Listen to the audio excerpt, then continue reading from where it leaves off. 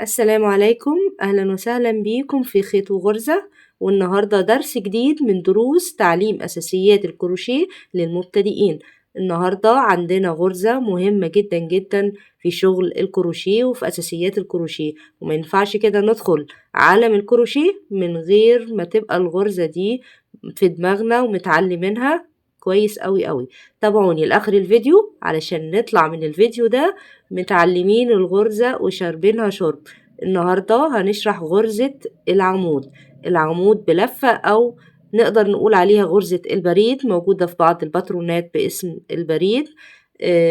عمود بلفة مفيش تقريبا شغل كروشيه بيخلو منها، لذلك احنا لازم نتعلمها، وهي في نفس الوقت غرزة سهلة جدا وبسيطة جدا، زي ما متعودين على شغل الكروشيه ان هو مفيهوش اي تعقيد وشغل بسيط. وان شاء الله بمنتهى البساطة كده هنمسك الغرزة خطوة خطوة لحد ما نخرج من الفيديو ده متعلمين الغرزة بأمر الله. فاحنا علشان كده محتاجين نفضل مع بعض لآخر الفيديو علشان ما تفوتناش أي تفصيلة من تفاصيل الغرزة الأساسية والجميلة دي. ويلا بينا. احنا معانا خيط، يفضل يكون خيط سميك علشان نقدر نتعلم. يلا هاتي الخيط بتاعك وإبرتك الكروشيه المناسبة لمقاس الخيط، زي ما اتفقنا وتعلمنا في الفيديوهات اللي فاتت ان لازم الإبرة تبقى مناسبة لمقاس الخيط. احنا هنبتدي نعمل عقدة بداية في شغل الكروشيه. احنا اتعلمنا عقدة البداية وشرحناه وعملنا ليها فيديو مخصوص تقدروا تشوفوه. لو انتي أول مرة تتابعيني تقدري تشوفي فيديو عقدة البداية وترجعي لي تاني.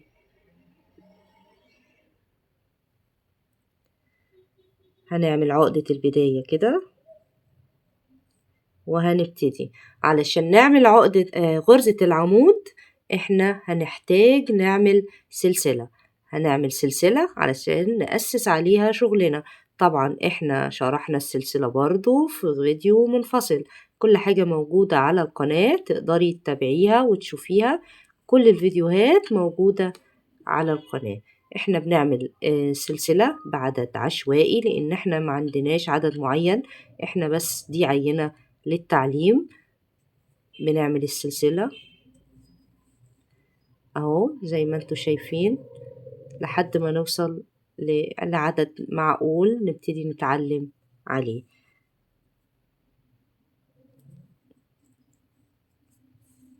هنبتدي نشرح الغرزة.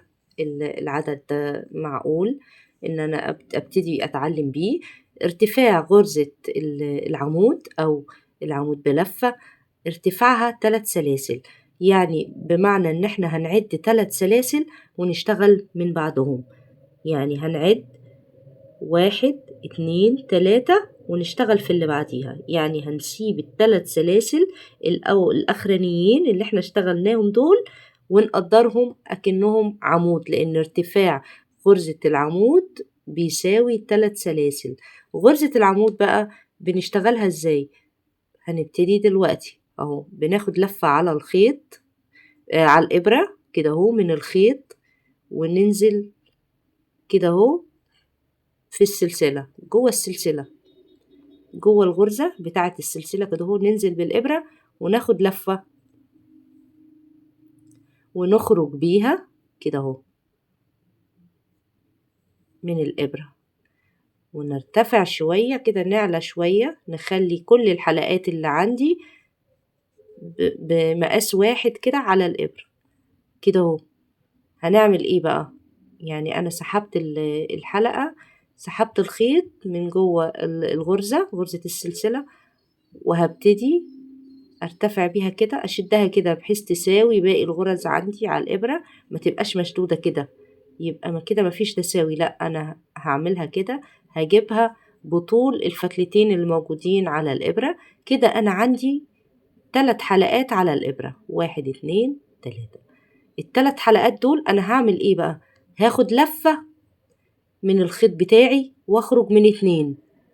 نركز في الحتة دي، انا خرجت بلفة من حلقتين من الحلقات اللي موجودة على الإبرة، اتبقى عندي حلقتين، الحلقة الأساسية والحلقة اللي أنا خرجت بيها. هنعمل إيه بقى؟ هناخد لفة تاني ونخرج من الحلقتين كده خرجنا من كل الحلقات اللي عندي على الإبرة. اتبقى عندي الحلقة الأخيرة. تاني هنعيد نفس الموضوع، هناخد لفة وننزل في السلسلة اللي بعدها مباشرة، وناخد لفة ونخرج بيها ونسحبها كده لفوق، نطلع بيها كده اهو. اللفة اللي أخدناها بناخدها تساوي باقي نسحبها كده علشان تتساوى مع العمود اللي عملته، وناخد لفة ونخرج من 2 ويتبقى 2، ناخد لفة ونخرج بيهم. يعني نقدر نقول كده إن غرزة العمود يعني فيها خطوتين، يا اهو لفة وندخل في السلسلة وناخد لفة ونخرج، تمام كده. اللفة اللي خرجنا بيها اهي، هناخد لفة كده. عندي 3 زي ما اتفقنا، 3 حلقات على الإبرة، باخد لفة واخرج من 2، اتبقى عندي 2 اللي انا خرجت بيها، وواحدة من ال3 الأولانيين باخد لفة واخرج بيهم برضو اهو. بنعيد نفس الموضوع، سهل جدا يا جماعة. غرزة العمود دي طلعت غرزة سهلة قوي، يلا اهو ما فيهاش اي عقد. شايفين بدأ يظهر عندي شكل العمود، بدأ يتشكل عندي العمود. هي غرزة سريعة وبتبني وبتلاحظي ان نتيجتها سريعة، غير الغرز اللي شرحناها قبل كده، يعني غير غرزة الحشو او اي غرزة من الغرز اللي شرحناها.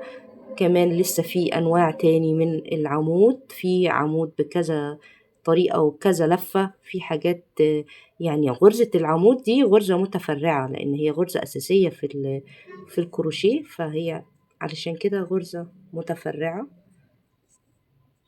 وليها أنواع كتير أهو. بنستمر بنفس الطريقة لحد نهاية السطر. أنا باخد اللفة بتاعتي وبنزل في السلسلة التالية على طول، اللي بعد العمود اللي أنا اشتغلته على طول، السلسلة اللي بعدها على طول، وباخد اللفة بتاعتي وبخرج، باخد لفة واخرج بيها، واخد لفة اخرج من حلقتين، واخد لفة واخرج من الحلقتين التانيين. طريقة سهلة جدا يا جماعة، وأكيد احنا خلاص اتعلمناها. هنفضل نكرر كده فيها. كرروا الشغل، هتبصوا تلاقوا الشغل بقى سلس في ايديكم بالتكرار. هتلاقوا نفسكم اتعلمتوا الغرزة ولزقت في دماغكم كده. لو كررتوها مرة واتنين وتلاتة هتبصوا هتلاقوا الغرزة خلاص ايديكوا اخدت على الشغل وحفظتوا الغرزة. انا خلصت السطر الاول اهو. هنبتدي نروح للسطر اللي بعد كده نفس الطريقة، يعني مش هنغير أي حاجة. احنا هنرتفع 3 سلاسل، ارتفاع غرزة العمود 3 سلاسل زي ما اتفقنا، 3 سلاسل. هعمل ايه بقى؟ هاخد لفة وهنزل زي ما اتفقنا في السلسلة اللي بعدهم على طول، وهاخد لفة واخرج بيها، اخد لفة اخرج من 2، واخد لفة اخرج من الاتنين اللي فاضلين، واخد لفة وانزل تاني اهو. انا بعيد السطر الاول. بصوا بتبني بسرعة ازاي، شايفين الغرزة؟ شايفين الغرزة بتبني ازاي بسرعة؟ الغرزة سريعة سهلة وبسيطة، ونتيجتها سريعة جدا. يعني اهو في مفيش دقيقتين انا انجزت. كمان انا بشتغل ببطء علشان التعليم. لما ايدك تاخد على الشغل هتبص تلاقي ان انتي عارفة تشتغلي بسرعة وهتنجزي فيها. غرزة بسيطة جدا وأساسية جدا في نفس الوقت. احنا مادام اتعلمنا الغرزة دي خلاص نعتبر ان احنا مسكنا الكروشيه في ايدينا كده. انا كده اشتغلت سطرين متتاليين بنفس الطريقة، مغيرتش حاجة رايح جاي، نفس الصورة. لو الشكل دائري يعني لو الشكل مستطيل دي هتبقى النتيجة. نفس طريقة الشغل برضو لو الشغل واخد شكل دائري برضو بشتغل بنفس الطريقة، مش بتتغير حاجة. اهي العواميد مرصوصة كده، كل عمود فوقيه عمود، كل عمود فوقيه عمود. اهي ده شكل الغرزة من سطرين. طبعا الارتفاع زي ما تحبي والمقاس زي ما تحبي او زي ما يتطلب منك. دي كانت غرزة النهاردة، غرزة العمود بلفة او غرزة البريد، وده اسمها في الباترونات. شرفتوني، ويا رب يكون الفيديو عجبكم.